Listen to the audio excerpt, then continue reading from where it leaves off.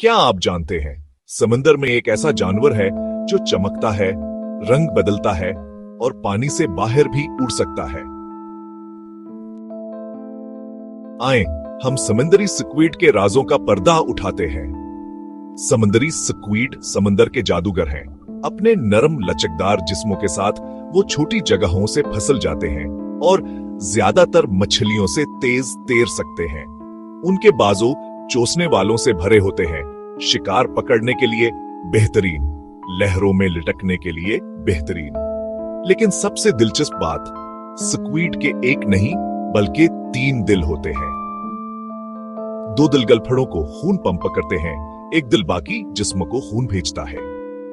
और वो खून वह नीला होता है, यही मोसियानी नामे प्रोटीन क्यू जैसे। स्क्विड सब दिलने के माहिर होते हैं। उनकी जल्द पलक झपकते हैरनक बदल लेती है। वह शिकारियों से छप सकते हैं या साथ ही को रागब करने के लिए शोध खा सकते हैं। कुछ अंधेरे में भेच में काटते हैं, जैसे पानी में जिंदा न्यून साइन। जब खतरा आए तो स्क्विड स्याही का जेट छोड़ते हैं। ये जेट शिकारियों से बचने के लिए धवादार पर्दा बनाता है। और कुछ अकसाम पानी से बाहर निकल सकती हैं। वो हवा में उड़ते हुए टारपेडो की तरह फसलती हैं।